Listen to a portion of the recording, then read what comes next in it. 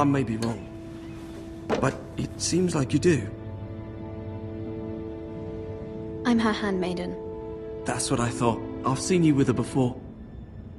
You seem like good friends. I saw Lady Margaery just this morning, outside the Royal Sept, talking to Queen Cersei. Cersei?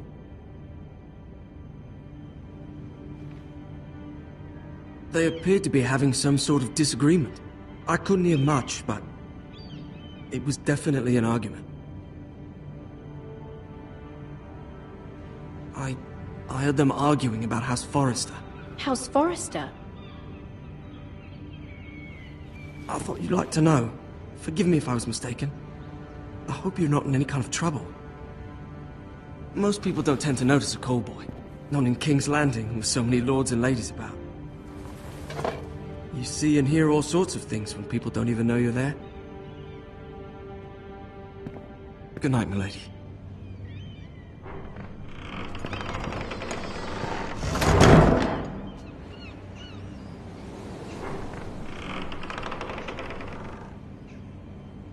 Lady Margaery, you're early.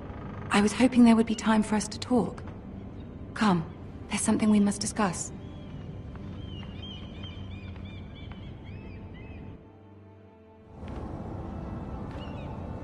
From the day you arrived in Highgarden, I've thought of you more as a friend than as my handmaiden. A dear friend, in fact. Thank you, my lady. And you know how I feel about what's happened to your family. I feel your pain as if it were my own. What you've suffered is beyond imagining. I need your help, my lady. Of course, and I will help you in any way I can. But there's another matter we must attend to first. You must understand there are limits to what I can say, especially here in King's Landing, now that I am to be queen. To have a handmaiden from the north whose family fought for Robb Stark. It raises questions at a time I can least afford. Cersei herself cornered me this morning outside the Royal Sept. She mentioned the northern girl in my service, and she painted you a traitor. She was very pleased with herself. I'm not a traitor. Of course not. It's only an excuse to torment you, and by extension, me. She demands an audience. She wants an apology of some sort, for what I don't know, but she's waiting for us now, and I promised I would bring you to her. I wouldn't ask this of you if it were not important. I'll do as you ask, my lady. I knew I could trust you. Humor her. Tell her what she wants to hear. See if the Queen Regent is ready to receive us.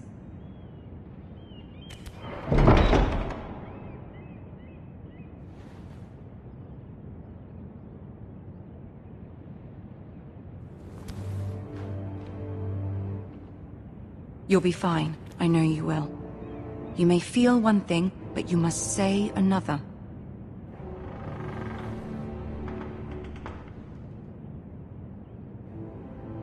Good luck.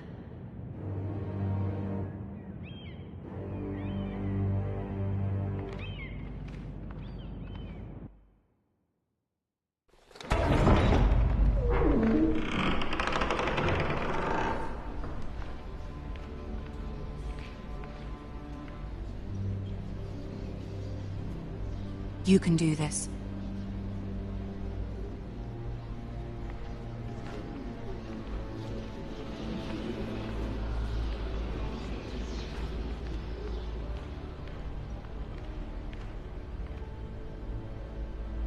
Ah, Lady Margaery.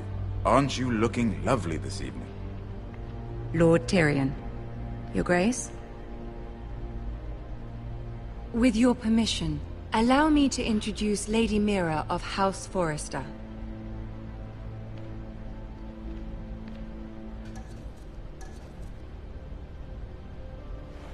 Your Grace. The girl knows her courtesies. Impressive. You may rise.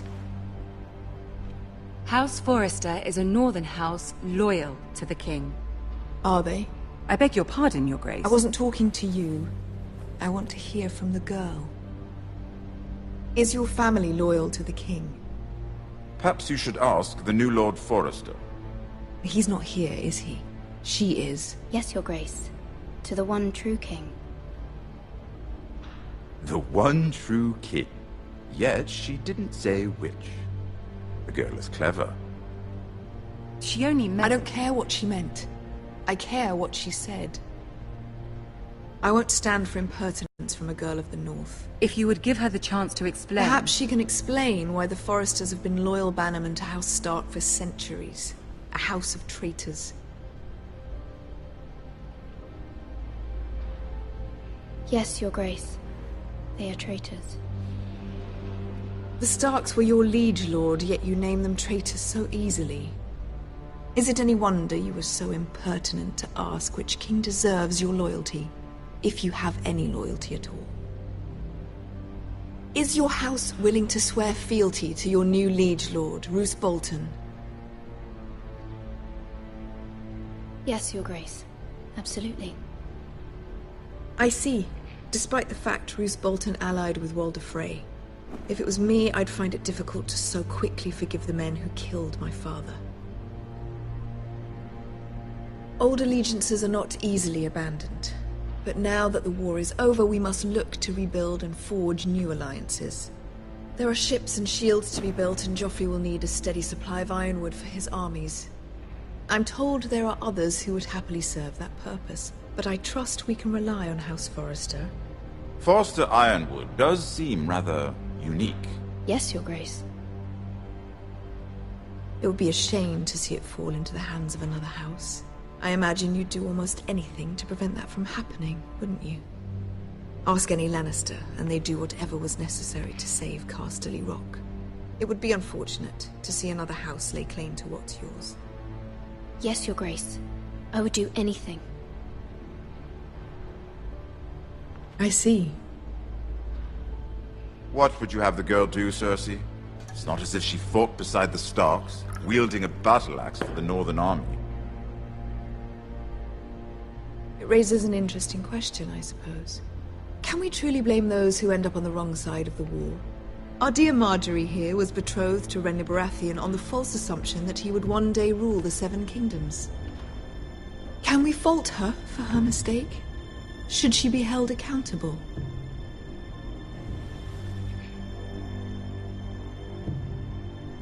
I'm sure she regrets it.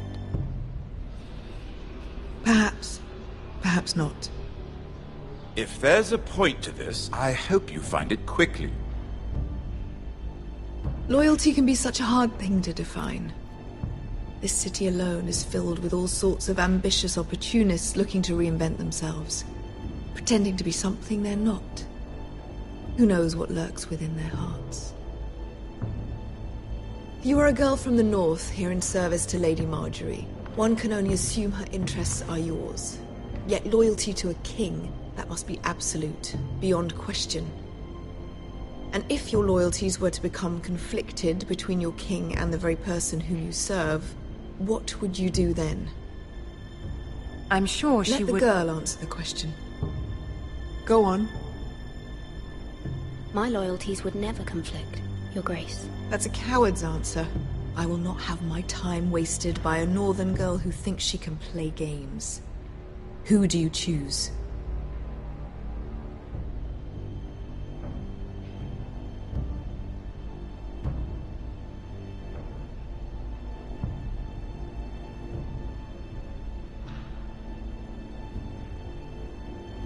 The king, of course. Well said. I was beginning to worry you didn't have your priorities straight. She is a threat to the crown, isn't she? The most dangerous handmaiden in all of King's Landing. My sense is this girl will say almost anything to get what she wants. Which is not very encouraging. I'd like a word with you, if I may. Of course, Your Grace.